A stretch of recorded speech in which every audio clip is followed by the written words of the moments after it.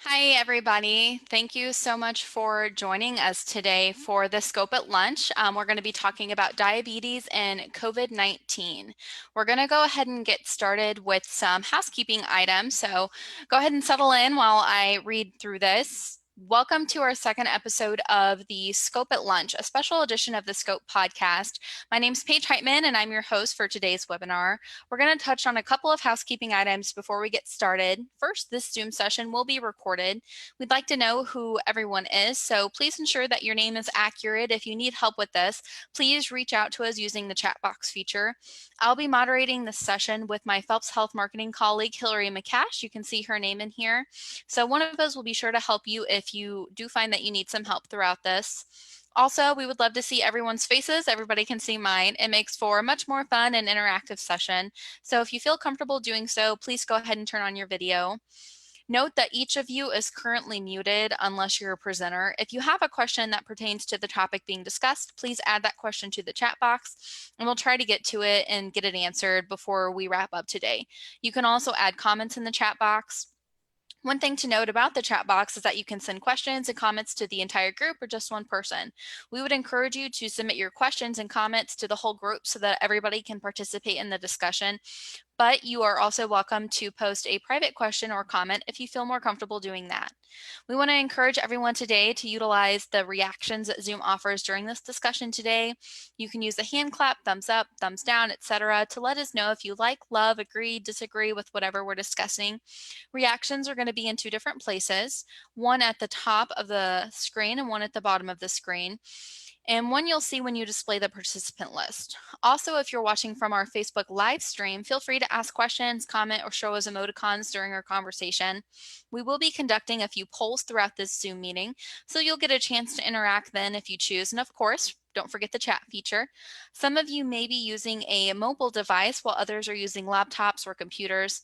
If you find that your features are not the same, we ask that you participate however you can, and again, however you feel comfortable. If you do have issues with your sound, the Zoom meeting, or other features, please remember to use the chat box and one of our moderators, myself or Hillary, will be happy to assist you. So before we dive in, I know that was a lot. I want to give some quick introductions for each of our panel members. Jessica Fisher is a diabetic educator at Phelps Health, and Patty Cox is a certified diabetes care and education specialist at Phelps Health. So with that, we're going to go ahead and dive into our first polling question. And let me pop this up. I'm going to go ahead and launch it.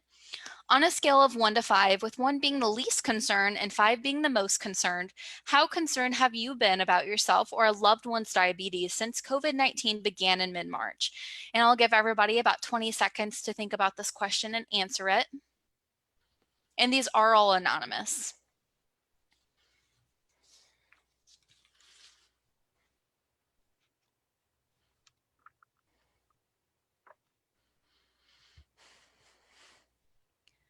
Give everyone a few more seconds.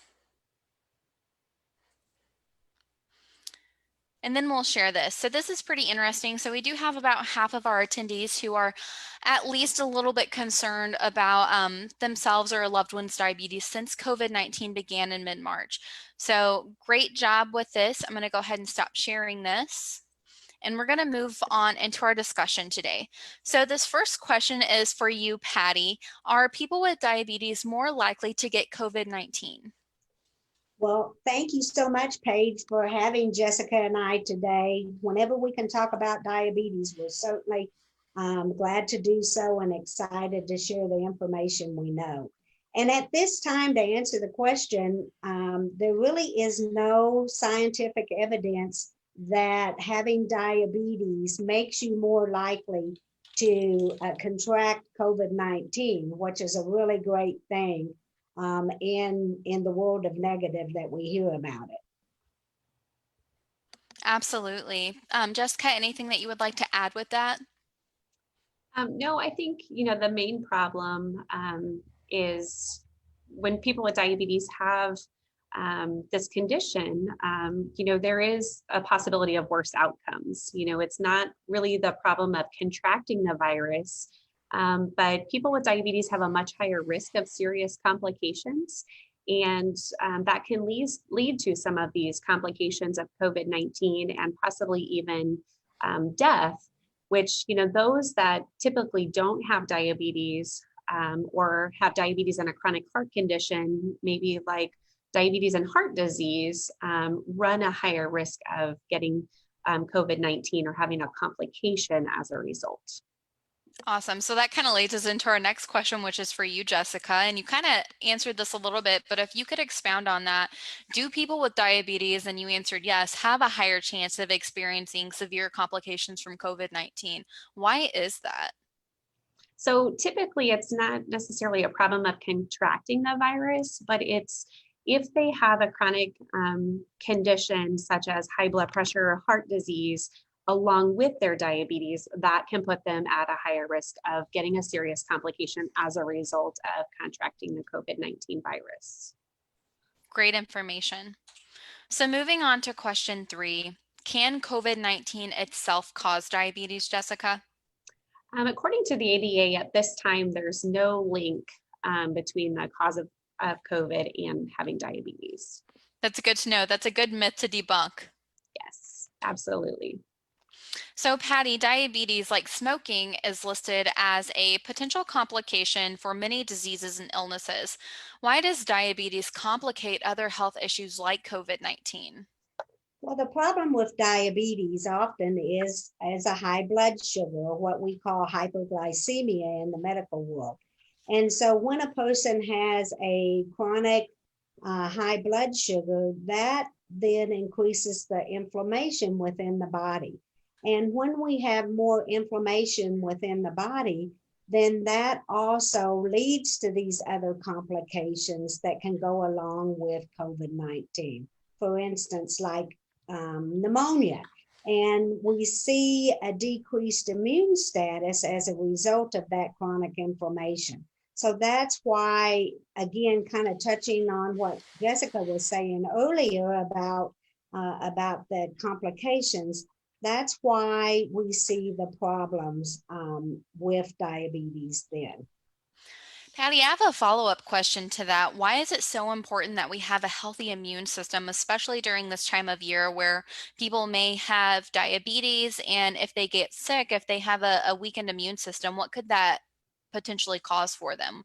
What types of complications should they watch out for? Well, certainly, at this time of the year, as we're approaching the flu season, that's very, very concerning for us, especially this year with having COVID, another additional virus in play as well. So, having a healthy immune system, or having with diabetes, having blood sugars that are within target ranges are going to help that person's immune system stay intact. And hopefully, if they do contract another illness, it would not be as complicated. So I think, it's really important that we, people with diabetes, stay and do interventions that will keep them as healthy as possible. And that's a lot of lifestyle issues like eating healthy, exercising, and especially during this time, really trying to cope in a healthy way with anxiety and stress at this time due to a lot of things, not only associated with diabetes, but in our lives. That all can have play a havoc on our immune system. So we have to figure out ways that we can stay healthy and have a healthy lifestyle during these times. And Patty, Jess, we had a question come through that I think is pertinent to this because we were talking about the flu. Can a diabetic get a flu shot and pneumonia shot at the same time, or should they try to be spaced out? Well, typically, yes, you can get a flu shot and a diabetes shot at the same time. We would recommend that you talk with your primary care provider about this. And, as soon as possible in October is when we really begin to start with the flu season. And we like to build up those antibodies in our body against that influenza. So I guess my best advice would be to make sure that you're talking with your primary care provider about both the influenza vaccination and the pneumonia vaccination. Great. Thanks so much, Patty. We're going to go ahead and move on to question 5 now. For anyone who's listening, if you do find that you have any questions, please feel free to go ahead and add them into the chat. Thanks for that great question, Marcia. So question number 5, Jessica, I'm going to hand this one to you. Should people with diabetes be worried about DKA or diabetic ketoacidosis? Sure. So when we're sick with a viral infection, people with diabetes do face a higher risk of developing DKA, or what we call diabetic ketoacidosis. This is commonly experienced in individuals that have type 1 diabetes, and having DKA can make it very challenging when we worry about managing our fluid intake and our electrolyte levels, which in turn we can become dehydrated. And DKA can impact our ability to manage sepsis. Sepsis and shock are some of the more serious complications that can be associated with COVID-19 that they have experienced so far. So typically, if your blood sugars are running higher than 240, more than 2 times in a row, generally it's recommended that you check for ketones to avoid having DKA and inform your provider of this. Now, for those of you that might not know what ketones are or how they're checked, ketone strips are strips that are very similar to a strip that we check our blood sugar with, only we're going to be measuring or monitoring our urine. So this pH strip is collected, or we get a urine sample, and this is going to measure whether we have ketones present or not in our urine. Ketones strips can be purchased over the counter at any local pharmacy, similar to where you get your test strips. And generally, if ketones are present, we know that our blood sugars are high and that our body is burning fat for energy rather than burning sugar for energy. So, we do need to be aware of the risk of and a complication of DKA. Great information, Jessica. Thank you so much. So you talked about type 1 and type 2 diabetes. Patty, could you explain to us the difference between type 1 and type 2 diabetes?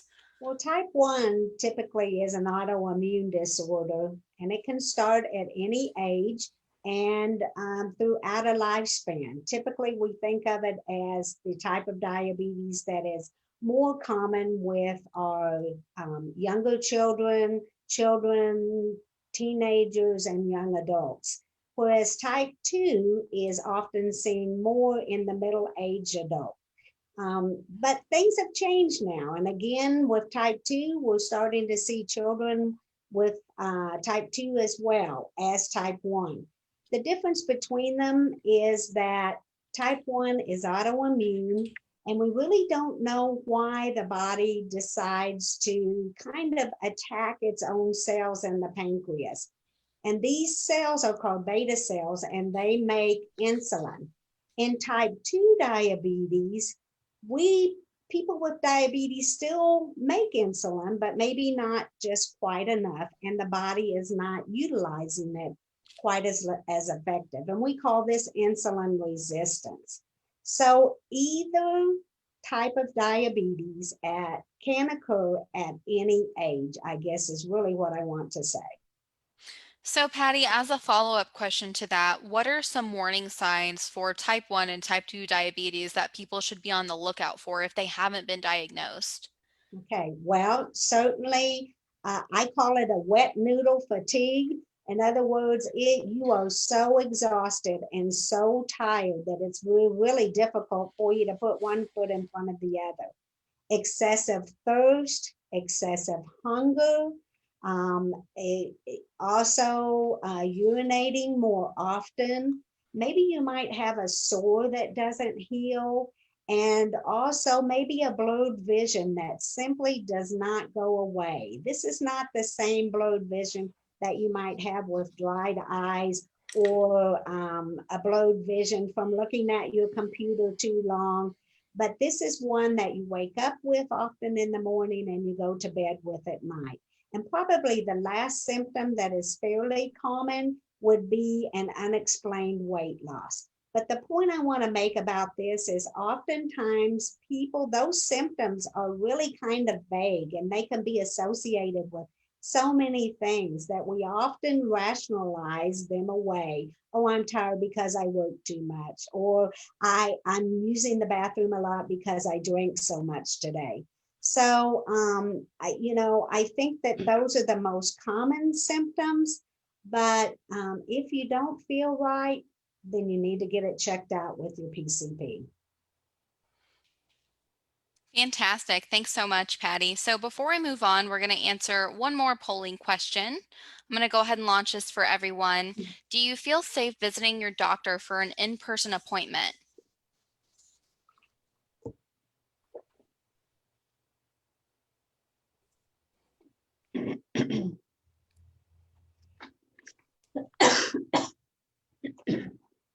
Give everyone a few more seconds to wrap up.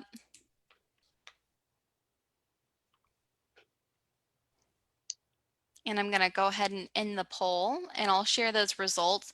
And it looks like overall we have most of the people who are pretty comfortable visiting their doctor in person. We have a few people who are hesitant and a couple of other people who maybe would prefer to reschedule or would maybe like to do a telehealth visit. So those are all really great options. And this is going to lead us into our next topic of discussion. Jessica, this one's for you. Is it safe to go to Phelps Health Hospital or clinics for appointments right now? Sure. So I would recommend that, each individual follow their recommendations that their providers suggest based on the symptoms that they're currently having. We definitely have put into place several screening measures here at Phelps Health to keep all of you safe. We have screening stations that are located at every entrance of the facility. At that screening station, you'll have your temperature checked. You'll be given Germ-X or a hand sanitizer to use, and they will provide you with a mask if you don't already have one. We do encourage these masks to be worn while on the campus here at Phelps Health or any outlying facility that is a Phelps Health location. And these masks, in order to be worn properly, need to cover both your mouth and your nose.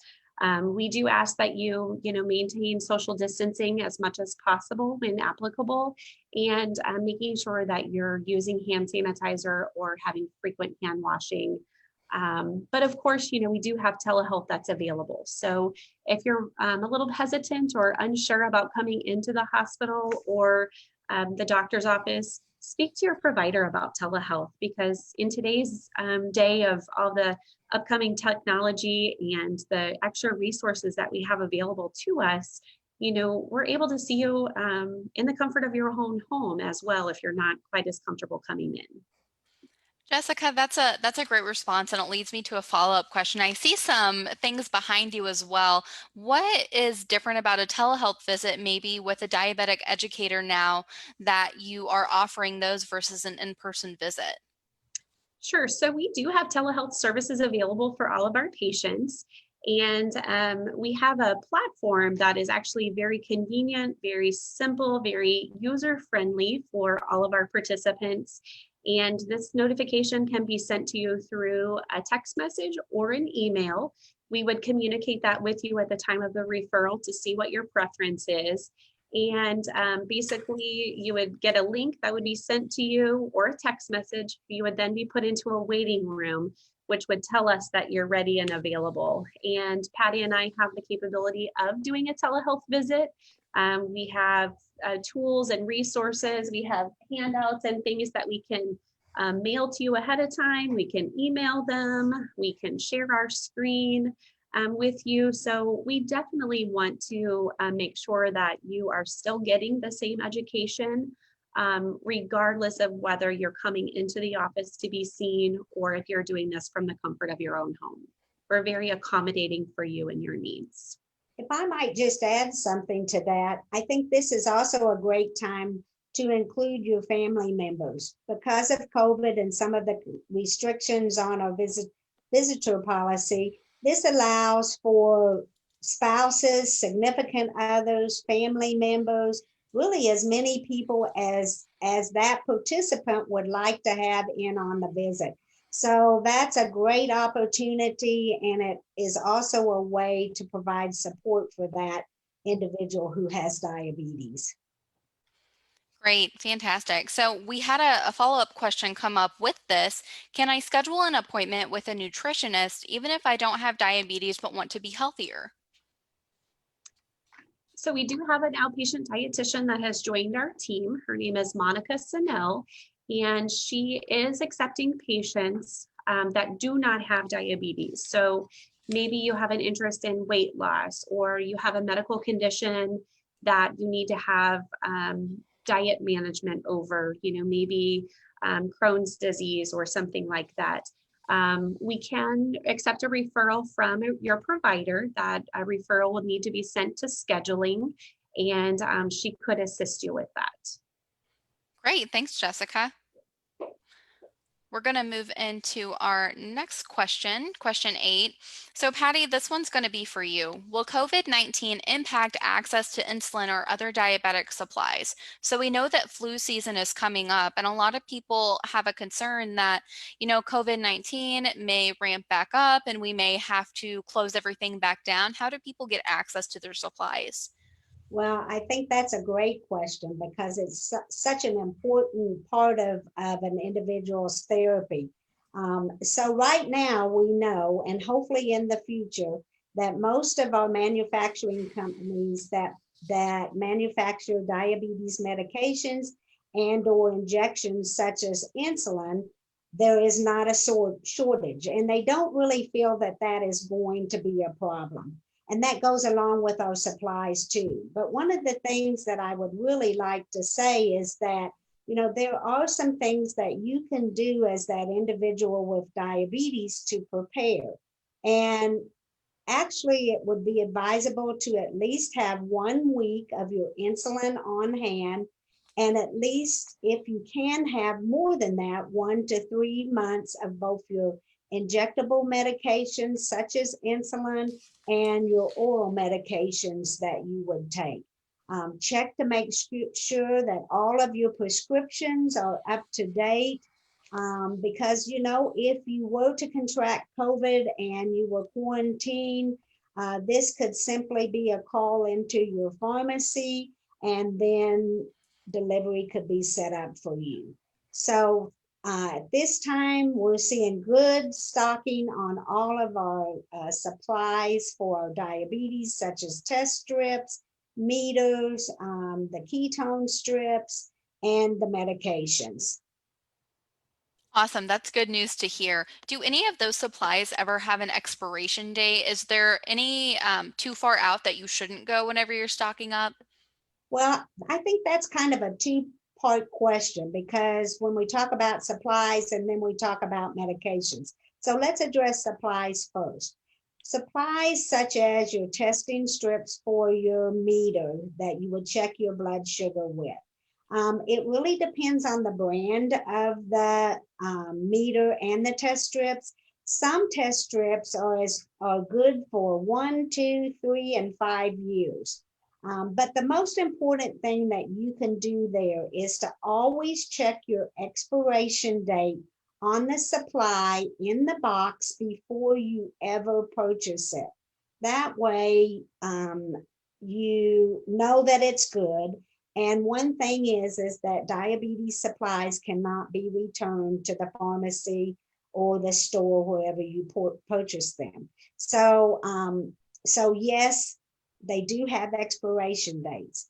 The second part of that question is about our diabetes medications. And so particularly when we're talking about insulin typically once opened, so that means that the seal has been broken on the vial, on the cartridge, or on the pen itself, typically is good for 28 days, providing that the individual has not had that let's say an insulin pen in the sun, in extreme frigid temperatures, in a very humid environment. And so that the expiration date on that insulin then would be good. And one thing about the expiration date, when manufacturers make or drug companies make this insulin, they have tested completely that the insulin will be effective through that expiration date. Anything after that, they cannot guarantee that insulin would have its same effect. So I think it's really important, whether it be supplies or medications, to be sure that you are checking expiration dates first and foremost, and then that you are following any storage guidelines and any guidelines to promote the use of that particular drug or supply. Great. Thanks so much, Patty. Patty, I have one more question before we move on to question 9 regarding supplies and medications, particularly things such as insulin. If it does go past the expiration date and somebody uses that, what can happen? Well, number one, it could be not effective. In other words, it's not going to help you to bring that blood sugar down, which is what insulin is used for. It's to help you get the sugar into the cells of your body where it needs to be. So again, I think kind of just tagging back onto that expiration, it may not be as effective once that medication or that insulin has expired. So we really don't recommend utilizing past that expiration date to be completely safe. Great. Thanks so much, Patty. We're going to go ahead and move on to our next question now. Jessica, this one's for you. How important is diet right now for people with diabetes or for those who are even pre-diabetic? All right, so an individual's diet is very important right now. For someone that has diabetes or even pre-diabetes, a healthy, well-balanced diet is the key to keeping our blood sugars managed. And our blood sugars in turn will affect our overall A1C or our average. And the more management we have of our blood sugars and our A1C, the better the outcome for us. There are many factors that can affect the blood sugar, and diet can sometimes be one of the hardest pieces to manage. Stress and anxiety can lead to a change in our eating patterns, and this can often mean that maybe we're eating too much, or maybe we're not eating at all, and maybe we kind of shut down. And then in turn, whether we're eating too much or we're not eating enough, that can have a big impact on our blood sugars. So maintaining that balance is really important right now. The other thing that we think about too is that, if we have to be quarantined or if we have to stay home for an extended period of time, I would encourage everyone to make sure that they have enough of those household items and groceries on hand. And then that way we are able to maintain or manage our diet better and be more prepared. Great. Thanks, Jessica. We had a follow-up question for that. What does pre-diabetes look like, and how would somebody know that they needed to come in to figure out if they were pre-diabetic? Okay, so we may have, some of those symptoms that Patty mentioned earlier. Maybe we've already had some symptoms develop. Maybe we're having, we're clammy, we're sweaty. Maybe we have had increased urination, we're thirsty. Maybe we've started to have some fluctuation in our weight, and we just feel that something's wrong. Maybe you don't have any symptoms at all. Sometimes we can actually have that diagnosis of prediabetes that sometimes comes about when we do our screening wellness labs. So there's lots of different ways that an individual might be informed that maybe they have prediabetes. And it is important to manage to act upon that right away. Because if prediabetes is not properly managed, we can have that crossover to type 2 diabetes later in life. Yeah, I think you made a great point as well that it's really important to have like an annual wellness exam so that you can track your health over the course of months or years or whatever it is. But having that relationship with your primary care provider can really make a difference in determining if you have diabetes, if you're pre-diabetic. Great point there. So we're going to move on to our next question. Jess, this one is for you as well. Should people with diabetes be concerned about gaining the quarantine 15? I know I was worried about it whenever COVID first hit. How could that adversely affect their health? Sure. So, again, kind of going back to eating healthy and maintaining a well-balanced diet. We want to stay active, and part of what Patty and I also portray is that this doesn't have to be exercise. Where we think about going to a typical gym or having a workout, so to say, we like to say just staying active. So increasing our activity, whether that be just through walking, getting up during program commercials, maybe making ourselves get up at least once an hour. We're switching out laundry, or we're going up and down the stairs, maybe even doing some chair exercises. So that activity level will help us also when we're looking at managing our blood sugars. So if we're staying active and we're eating a well-balanced diet, we are going to reduce our risk for that quarantine 15. However, if we're stress eating, like I mentioned earlier, maybe we're dealing with our stress through our diet and we're just kind of eating everything in sight, that extra weight that we may gain does greatly impact our overall health, and it does impact our diabetes because our blood sugars are going to fluctuate. And generally, the more the blood sugar fluctuates and the more weight a person has, more complications can arise. So more symptoms of highs and lows with our hyperglycemia or having a high blood sugar, or in turn hypoglycemia when our blood sugars are low. We can have more risk factors that are associated with those symptoms.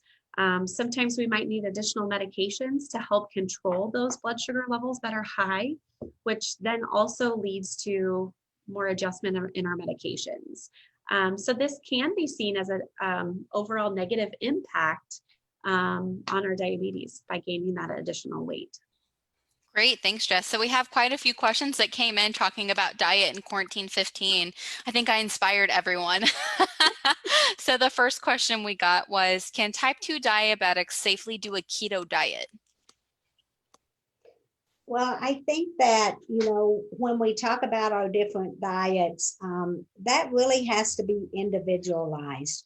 There has been some research that does show that a restricted carbohydrate diet and a high protein diet, which is really what the keto diet is, can be beneficial in helping an individual to manage their blood sugars. One of the things that you will find with nutrition today, and if our dietitian was here, she would probably elaborate on this, but what we want to do is to make sure that for our people with diabetes, that number one, they choose a healthy way of eating for them. And it's something that they can stick to. That's the most important. So whether it is something like the keto diet, or whether it is an intermittent fasting, or whether it's simply the plate method or a carb counting method. Any way that we can help to manage the amount of carbohydrates and have a well-balanced diet at the same time is going to be effective for people. So the long way around that question is that, yes, it can be safe for individuals with diabetes, but we really encourage those people to discuss with a nutritionist or dietitian, and also with their primary care provider. Great, thanks, Patty. Our next question that came through was, is it safer to lose weight slowly or quickly? So slow is generally the best. We don't want to be losing a large amount of weight very quickly, but the slower the better. Is there a specific reason for that, Jessica? We're going to minimize our risk for other complications. I don't know, Patty, maybe you can elaborate a little bit more. Well, certainly, I think that, other complications such as cardiovascular disease, chronic kidney disease, and I mean, obesity is now a disease in itself. So, we do have to, to watch that. And BMIs are classified in different levels, such as underweight, normal weight, overweight, and then obese and morbidly obese. Mm-hmm. So I think that it depends on where you fall into that. But of course, the more obese an individual is, the more complications can occur from that. Great. Thank you, ladies, for elaborating on that. So we had one more question, and then we'll move on to question 11. It was, do you suggest keeping a log of our exercise and food daily, and why? Yes, absolutely. And that is something that we do recommend to all of our participants in the program. Even if we step back just a notch and, when we look at recording our blood sugars as well. It is a way to keep yourself accountable because you are taking that extra step to write down those numbers. You can then reflect back on that at the end of the day or the end of the week. And the nice thing about, writing your foods down, especially if you have diabetes, is that we can use that log and we can use that information to then develop a trend or a pattern between what our blood sugars are, because, our blood sugars are like a snapshot, just like if we were taking a picture with a camera. And we can kind of see that correlation if we maybe ate a larger meal or wasn't quite as cautious with our portions.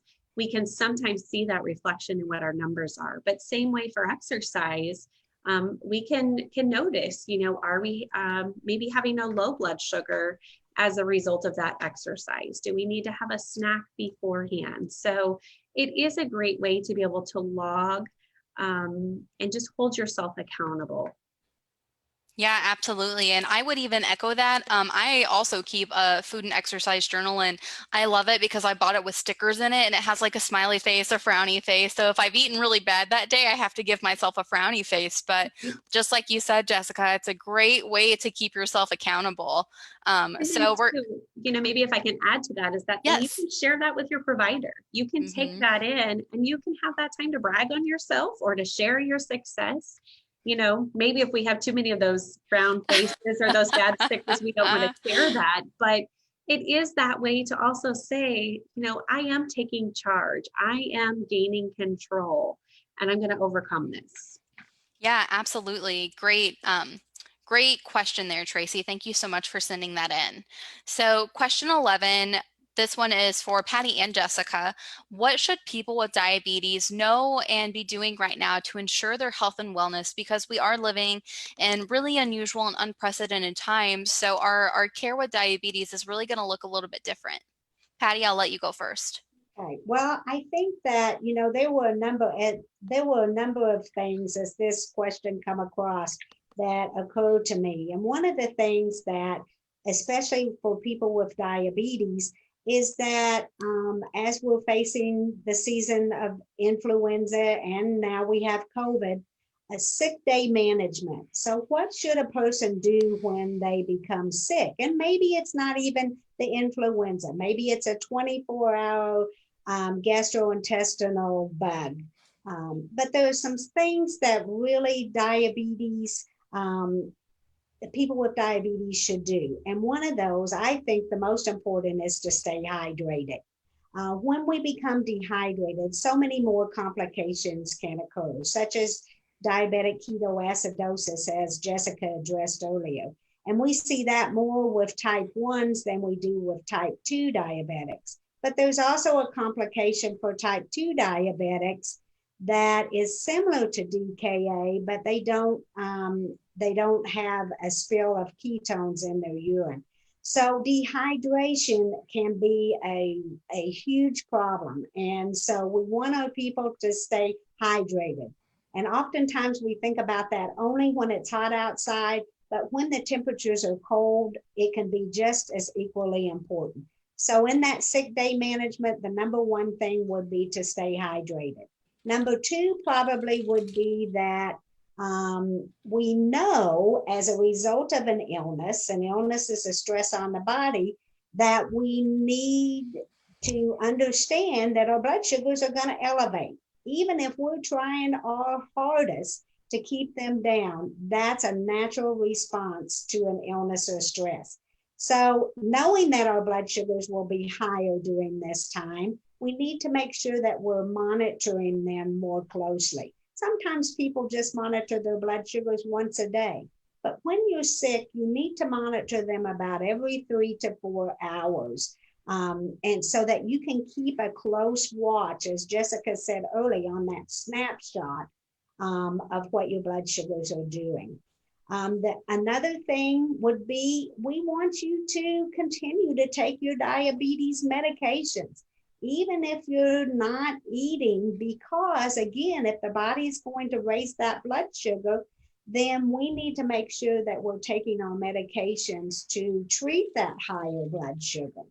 And finally, we probably need to make sure that we are still trying to eat along with that. And it can be very simple foods, things like soups or broths, crackers.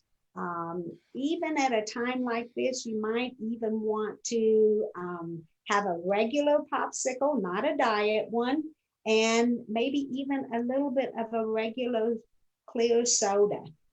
So that, again, you're still fueling your body with the energy that you need, and you're hydrating your body as well. Again, anytime that blood sugar stays above 240 for more than about 6 hours, or if you have vomiting and diarrhea for longer than about 6 hours, you need to get in contact with your primary care provider and discuss what the next step will be. So I think, as we're heading into these seasons, knowing what to do when we are sick is very, very important. The next thing I would like to say is, again, and I think we touched on this at the beginning, but I can't stress enough the importance of obtaining your flu vaccination this year. I think more than ever, it's going to be so important. We know that the number one complication of the influenza for people with diabetes is pneumonia. And we also know that pneumonia is a complication of COVID-19. So we want to make sure that we minimize the effects of the flu on an individual, or we keep that person with diabetes from contracting the influenza altogether. That way they're out of the hospital and they're not being exposed to those individuals that do have COVID-19.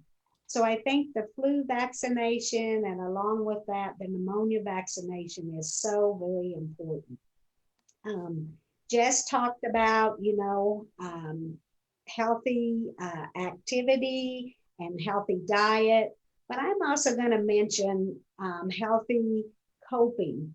At this time, when there's so much anxiety and stress, and even depression, maybe you're newly diagnosed, the fear of the unknown, you don't know what to expect, we don't know what the future will hold with COVID. We just want to make sure that we have ways that we can cope in a healthy and constructive manner. Now, maybe that's dancing in your kitchen and turning up the music super loud and singing like you've never sang before. Maybe that's sitting quietly and reading a book. Maybe it means contacting someone, a family member, talking with them on the phone or a video chat. Maybe your way of reducing stress and anxiety is to exercise. So boy, you are pumping those arms with those 2 cans of green beans watching your favorite show. So healthy coping, because we have to have a healthy mind and a healthy body if we are going to manage diabetes, period, and especially in this time of COVID-19. Fantastic. Jess, anything to add to that? Nope, she said it well. That's exactly where I was going to go, was just with that healthy coping and, just managing our emotional stress.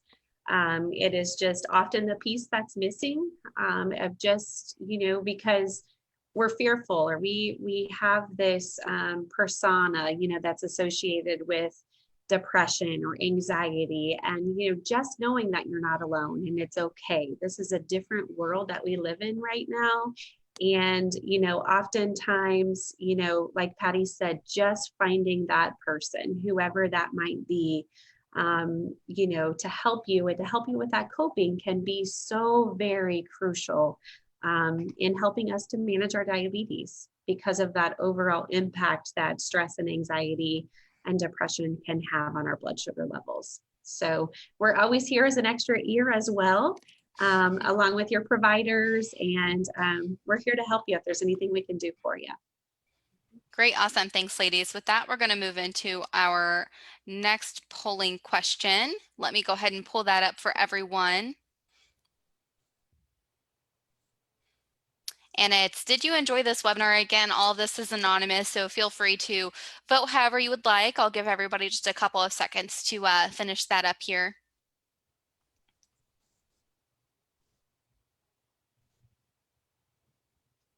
I'm gonna get ready to end the poll. So if you haven't had a chance to vote, go ahead and do so. And Jess, Patty, it looks like you guys did pretty good today. Everybody enjoyed. I'm going to stop sharing that, and we've got a few minutes left to answer some questions that came through. So I'm going to go ahead and start with the Facebook question. What is considered borderline diabetic? And if you're borderline diabetic, what's the best way to get rid of it? Is it exercise, diet, a combination of both? Jess, not sure if you want to take this one. Sure. So when we reach an A1C of 6.4 or below, we can have pre-diabetes. And sometimes that can be considered borderline diabetes, or even that entryway. So we want to maintain those blood sugar levels down. We know that an A1C of 6% is actually the equivalent of a blood sugar that's 126 on a regular basis. And so, we want to try to manage or to prevent that crossover with those elevated blood sugar levels and an increase in our A1C. So healthy eating, staying active, maintaining that well-balanced diet is going to be very important for you or for that individual, along with sometimes medications are given for prediabetes. Metformin can often be a medication that's given to help maintain prediabetes, that can help manage those fasting blood sugars in the morning. Great, thanks, Jessica. So our next question was, do you recommend getting the flu shot earlier than normal? Patty, I'm going to let you answer this one since you talked about the flu earlier. No, actually, I would not recommend that. Typically starting in October is when the flu vaccination is recommended to begin. The problem with getting the flu shot too early can end kind of your immunity or your increased immunity to the flu earlier in the season. Typically, our flu season goes about October until I believe, around April to the 1st of May. So it seems to be getting longer and longer. And so we want to make sure that you have those antibodies in your bloodstream from that flu vaccination to last you that entire duration. And I would add one note to that. If you are an older adult like me, and you might talk with your primary care provider about getting the extra strength kind of dose called the flu zone for the older adult.